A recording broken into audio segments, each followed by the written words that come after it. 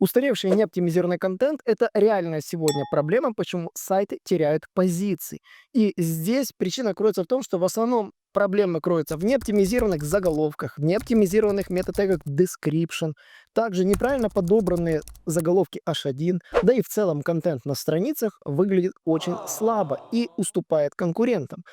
И мы учитываем тот момент, что правила игры поменялись. И если раньше важно было сильно вхождение ключевых слов, там, оптимизация страниц под ключевики, под запросы, сегодня это уже не имеет никакого значения, потому что сегодня ранжируются статьи при помощи искусственного интеллекта, любые статьи, будь то коммерческая страничка, будь то статья в блоге или страничка с услугой, или страничка веб-сервиса. Очень важен показатель retention, сколько пользователь проводит времени на этой странице, как он с ней взаимодействует и не уходит ли он с нее.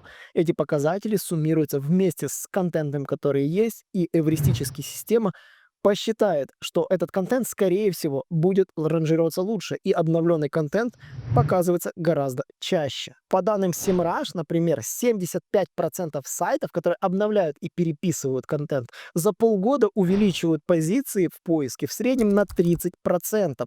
А также каждая лишняя загрузка, само собой, да, отнимает до 20% посетителей. Думаю, вы этот факт знаете. Раньше для того, чтобы оптимизировать контент, нужно было действительно собирать целую команду. Там SEO-специалиста, контент-менеджера, программиста, дизайнера. Нужно было действительно много времени и команды, то есть платить деньги для обновления страниц на ресурсе. И сам процесс обновления отнимал действительно много времени. Документацию, все это хранить, все это нужно было передавать в удобном формате, создавать какие-то странные таблицы, в которых все эти файлы были. На сегодняшний день мы решили избавить от проблем наших клиентов, в первую очередь себя, и мы создаем специальный инструмент, который будет решать эту проблему. В частности, оптимизировать время на оптимизацию контента на ваших страницах. Меня зовут Николай Шмычков, и сегодня я расскажу, как переписывать контент на сайте, зачем это нужно, и расскажу, как это делает наш волшебный инструмент.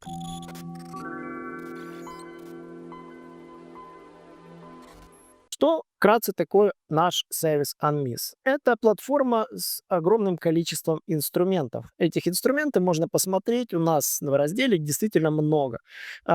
Их уже, наверное, более 30. Некоторые инструменты до сих пор еще тут не представлены, новые разрабатываются, и эти инструменты мы создавали исключительно для своих нужд. И они нужны для того, чтобы решать маленькие задачи. Мы изначально планировали создавать маленькие инструменты, но чем больше мы работали, тем больше понимали, что нужно было создавать один большой инструмент. И, конечно же, первое, что вы можете сделать, это просканировать свой сайт при помощи нашего основного инструмента аудита веб-сайта. У меня можно просканировать весь сайт. Если он небольшой, это можно сделать прямо сейчас. Либо, если вам нужно оптимизировать определенные страницы, можно использовать именно этот интерфейс. И в этом интерфейсе, если вы просканируете свой сайт, добавите его, эти странички, вы получите результат просканированного сайта и с проблемами, где вам нужно что переписывать. То есть, например, вот можно посмотреть страницы, у которых проблемные тайтлы. Вот мы видим, сколько их, вот они отфильтровались. Соответственно, мы можем отсортировать страницы, у которых проблемы с заголовками, например, и вот оно выведет только конкретные страницы, где явно надо переписать заголовки. Ничего сложного, это, собственно, то, ради чего он и создавался. Заголовки можно редактировать прямо здесь на лету. Вы можете открыть любой, как говорится, блок и переписать их. Здесь нет ничего сложного, и вы можете посмотреть, что он даже измеряет плотность ключевых слов на контенте, который есть сейчас, показывает тайтлы, показывает description и показывает подсказки, на что можно усилить, как их можно переписать. То есть вроде бы все понятно. То есть аудит сайта можно сделать прямо на лету, посмотреть даже проблемные странички со скоростью, которые долго грузятся, то есть у которых явно проблемы со скоростью. Но сегодня мы будем говорить не об этом, но вы всегда эти данные можете посмотреть. Вот. Если же мы говорим к нашей основной задаче, у нас здесь возможность посмотреть и так, вот как раз вот мы загрузили наш PageSpeed. Можете посмотреть сразу полный отчет по PageSpeed, который можно легко передать, отправить разработчику, чтобы он исправил те или иные страницы. Потом можно их пересканировать и посмотреть, что изменилось. Но мы возвращаемся обратно в наш инструмент. И, конечно же, что можно сделать? Можно при помощи AI-оптимизации оптимизирует тайтлы и description. Функционал пока что разрабатывается, но если у вас тайтлов вообще нет, в данном случае они как бы есть, можно сгенерировать и посмотреть, какие система предложит. Это занимает некоторое время, потому что система сканирует ваш сайт и предлагает вот как раз вот оптимальные тайтлы, оптимальный description и оптимальный H1. Вот можно вот так вот нажать на галочку, оно их заменит, и показатели там изменятся и увеличатся. То есть, как вы видите, единственный момент, что баллы, возможно, он еще барахлит в плане русского и украинского языка, на английском работает безупречно. Но я пока над этим функционалом работаю. Так что этот функционал у нас рабочий, то есть вы можете сразу сгенерировать все, что вам нужно. И, конечно же, посмотреть ключевые слова. Он вам подберет ключевые слова, на которые можно оптимизировать ваш контент. Вот. И, конечно же, что мы видим, да, вот можно посмотреть, какие изображения у нас. Сколько всего, сколько без альтов, сколько без прописанных тайтлов. Вот. Пока что функционал изображений мы не трогаем, мы трогаем исключительно работу с контентом. Редактор контента — это следующий инструмент, который вытягивает контент просто с сайта, анализирует грамматику, SEO-параметры и читабельность. Дальше можно его переписать контент либо ручками, либо при помощи GPT. Смотрите, так как система вытягивает весь контент, она вытягивает все, включая все ваши ссылки, меню, которые, скорее всего, вам не нужны. Вот мы их можем вот так вот просто убрать. Они нам не нужны.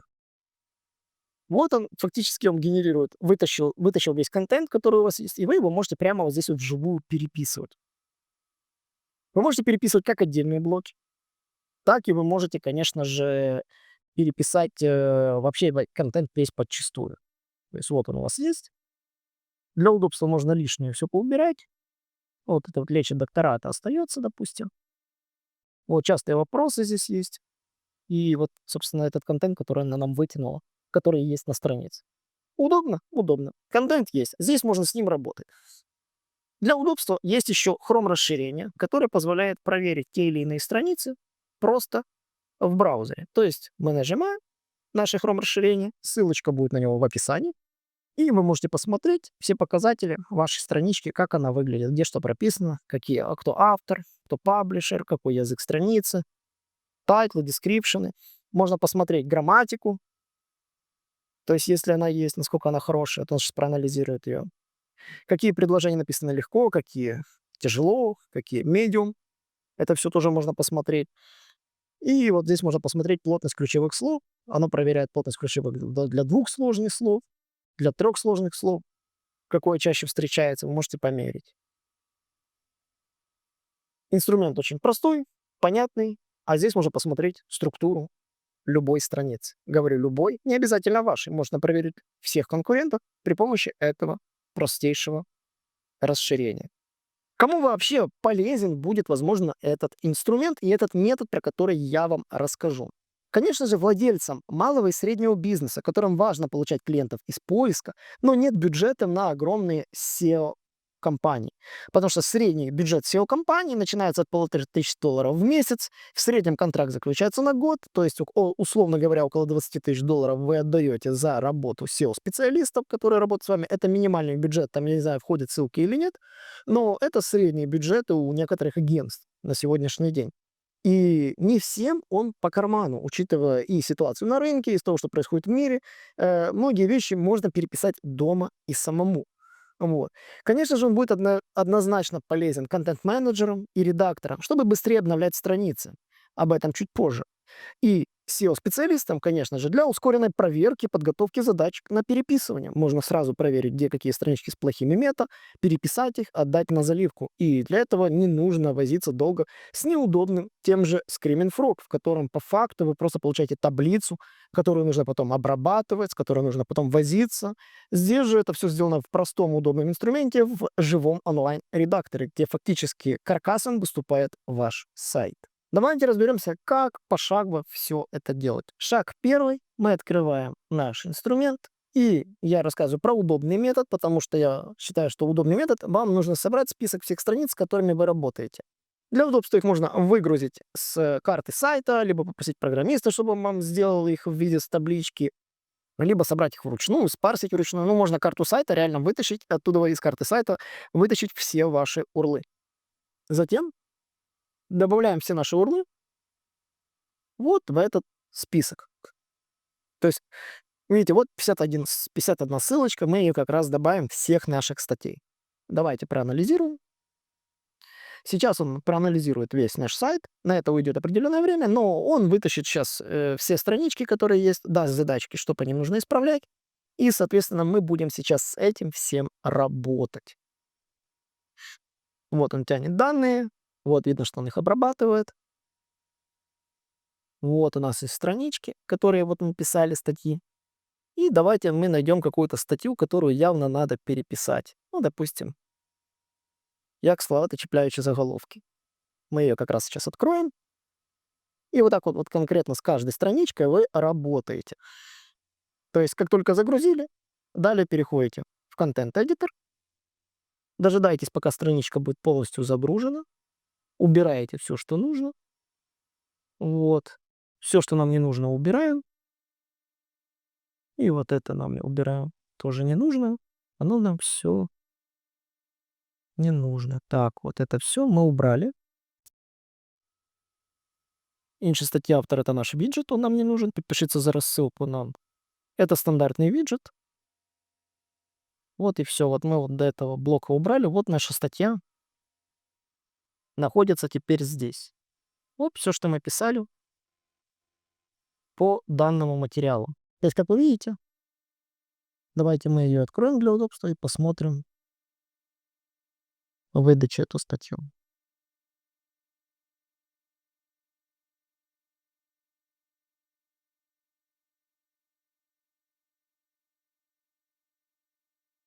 То есть вот она такая простенькая статья, в которой даже и картинки в целом не подтянулись. Но нас это не интересует. Мы сейчас убираем. Вот мы видим контент, который есть в этой статье. Она очень простая, и ее нужно явно переписать. И теперь следующим шагом мы должны изучить конкурентов. И мы берем контент, который вот можно там як писати тайтл.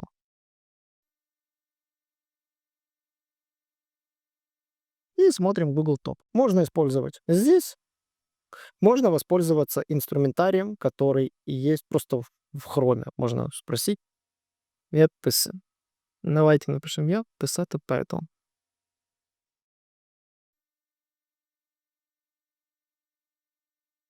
И вот мы видим конкуренты, которые писали подобные статьи. Що таке тайтл? Я писати тайтл.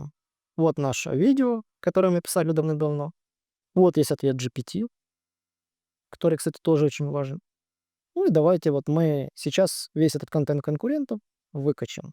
Почему я там пользовался инструментом? Там можно точно так же посмотреть конкурентов, посмотреть, какие у них заголовки, как они создают контент. То есть, если вам нравится, можно их прямо вот забирать отсюда заголовки, що таке мета-теги, чи потрібні мета-теги. То есть, вот наша структура, ее можно отсюда просто взять. Все можно скопировать и взять. И использовать ее для конкурента. Но мы перейдем, собственно, к следующему шагу, да, то есть нужно сделать техническое задание для копирайтера. Вот мы посмотрели конкурентов, мы открыли выдачи конкурентов. Как сделать техническое задание для того, чтобы написать хороший текст? И здесь переходим очень полезному инструментарию, это, конечно же, к чату GPT. Почему я пользуюсь GPT? Потому что я этот функционал еще нам на наш сервис не сделал, но в будущем сделаю. Так что пока что он работает только так. Как только появится эта функция в нашем контент-эдиторе, обязательно следите за нашими соцсетями, в частности, за телеграм-каналом нашим, за YouTube-каналом, в котором будет обновление с, возможно, этой функцией.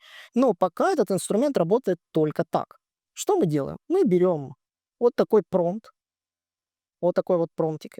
Текст промпта можно взять в нашей телеграм-группе, так что переходите в телеграм-группу нашу, и там его можно взять, этот промпт.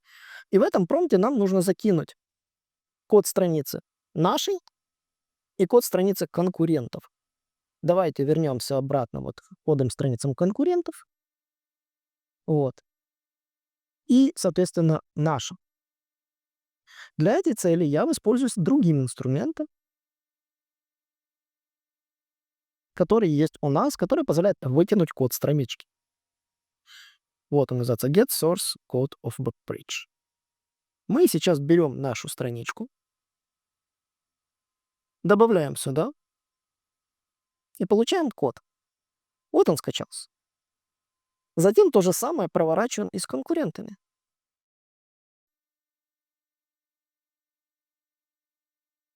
Вот.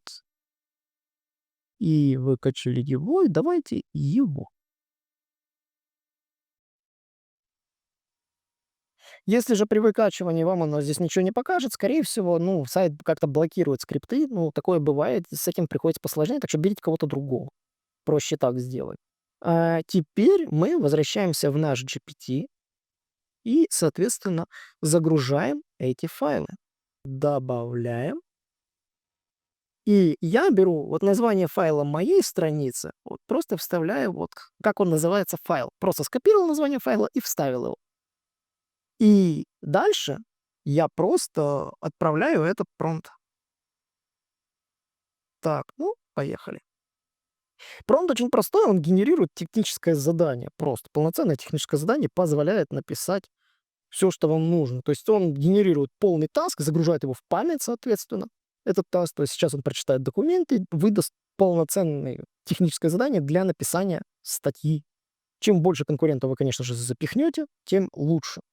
Здесь в чем и прелесть, то система позволяет учесть и ваш контент, и контент конкурентов, и предложить, как его надо улучшить.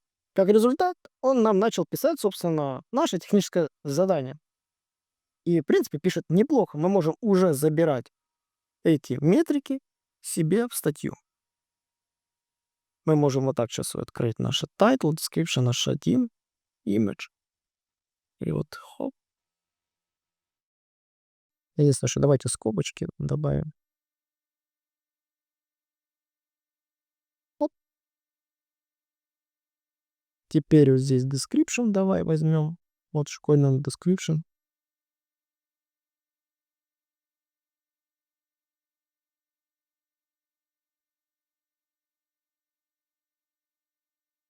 Даже можно его улучшить.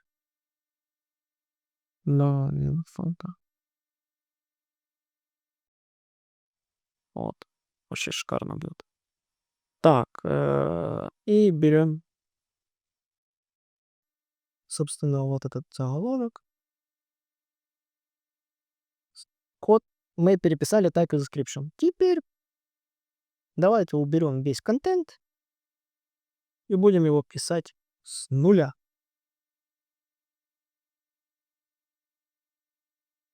Так мы его будем писать. Вот он нам написал огромное задание. Прекрасно. Теперь мы ему зададим промпт.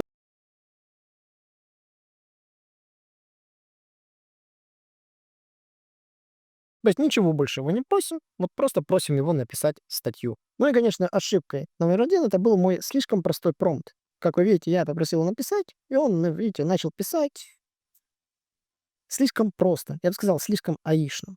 Поэтому мы его прекращаем, не будем его насиловать, мы ему дадим наш промпт, который у нас есть тоже в нашей телеграм-группе. Мы ему дадим вот так вот этот промпт, вот сейчас отредактируем его, и попросим его сгенерировать нормально. То есть, учитывая единственный момент, вот call to action мы уделяем, вот так вот убираем здесь нам ненужные блоки. Э, Так, так, так. Наверное, конечно, вот тут будет много лишнего, но попробуем сейчас нашим промптом и посмотрим на результат. И вуаля, у нас что-то даже получилось. Вот у нас отличная получается статья, которая нам написана довольно неплохо. Что мы видим? Мы видим единственный момент, что статья пишется так довольно-таки слишком сухо. То есть в ней нет каких-то дополнительных абзацев, нету дополнительных параграфов. Но в целом она, ну, выглядит достаточно солидно. То есть отлично смотрится статья, в ней нужно только что добавить авторский стиль. То есть авторский стиль это уже дело техники, мы его сейчас и будем добавлять. Я бы сказал, получается очень хорошая статья.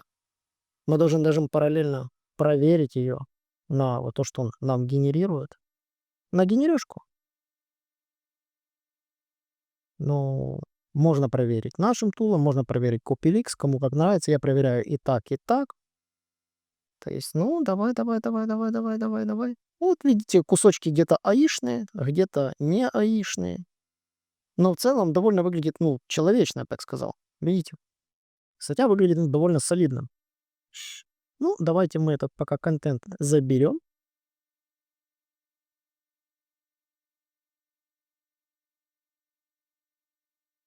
Вот, мы его сейчас отредактируем. Мы вот его скопируем. И давайте его сюда вставим. Вот видите, формат подтягивается, все подтянулось. Но давайте что-то разберем, чего у нас не хватает. Э, Давай мы его попросим расширить наши заголовки. Как результат, собственно, я даже проанализировал, как он анализировал мой запрос.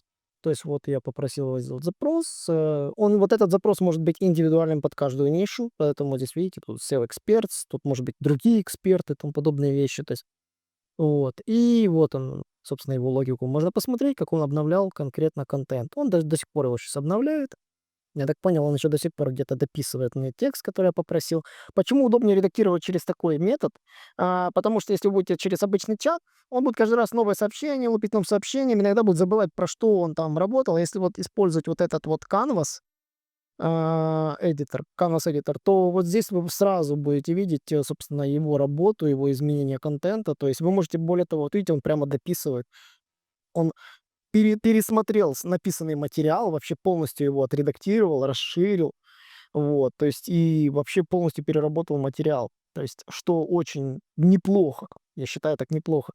Параллельно, пока вы пишете контент, что вам нужно будет сделать, это, конечно же, искать картинки. Картинки под написанный материал. Здесь нужно будет, как говорится, поработать ручками, либо пошерстить вашу фотобазу, либо включить голову и собрать эти все картинки, и доработать уже ваш готовый контент. Так, вот еще пока пишет. Как видите, как много делает. Много-много работы с тайтлами. То есть сейчас из той маленькой куцей статьи, которая была у меня в оригинале, которая была очень слабенькая, как вы видите, вот, мы сделаем сейчас серьезную, солидную статью. То есть мы вставляем старые картинки, которые были, которые ну, для сохранения, добавим новые, которых не хватает, и, соответственно, сделаем полноценный материал. Поэтому ждем, когда он закончит уже с материалом. Затем мы его скопируем, вставим в наш контент-эдитор и дополним прямо там, на живую его картинками и изображениями. Вот он, собственно, обновил мне весь контент. Давайте мы его у нас копирнем. Факты он мне, конечно же, добавил в конце. Вообще неплохо было бы, чтобы он их распределил в середине, но мы не будем на него ругаться. Так. Мы сейчас удаляем наш контент, выставляем здесь нормальный текст, и теперь только его вставляем. Смотрите, вот наш написанный весь контент. Вот здесь у нас вот этот мусор мы удаляем, он нам не нужен. То, что GPT нам предложил. Вот. Давайте посмотрим, вот у нас написанные факты. Мы их сейчас очень-очень быстро расставим. Немного поработав со статьей, я решил посмотреть, что у меня в итоге получилось. Давайте мы сейчас поубираем все, чтобы нам ничего не мешало. И посмотрим на эту статью, как она есть. Пожалуйста. Вот у нас есть отличная статья для залипки уже, собственно, на сайт. Я использовал картинки, которые были непосредственно в материале. Взял частично контент, который был в материале, расширил его за счет того, что мы написали. Получается действительно такая вот объемная, хорошая статья. И ее можно уже отправлять на заливку. Как мы это делаем? Мы просто разрешаем отдельным людям ее редактировать, отправляем ссылочку, и эту ссылочку, конечно же, потом уже контент-менеджер будет работать с ней. Вот, как только статья сохранилась, она уже будет у нас сохранена в нашем веб-сайт-аудите. То есть вот мы здесь вот делали вот эту вот страничку Write Title. Мы сейчас ее найдем. Вот она наша страничка. Вот на ней переписанный контент. Я могу поделиться проектом. Сори, вот здесь. Поделиться проектом. Отправить проект коллеге, сказать, вот страничка готова, заливай. И ей не надо будет искать документ, не надо будет искать, где находятся метаданные, где находится то, сё, где есть картинки. Ничего этого не надо. Просто она получает вот эту ссылочку, вот эту вот просто ссылочку этого документа. Ей достаточно будет. Она его вот так вот откроет. И как только документ откроется, нужно зарегистрироваться, сори, нужно только зарегистрированным юзером. Вот, поэтому мы сейчас ради интереса откроем его в каком-нибудь другом браузере, то есть где у нас есть другой аккаунт. Ну вот, давайте откроем здесь, зайдем. Давайте вот. Давайте просто через Google зайдем.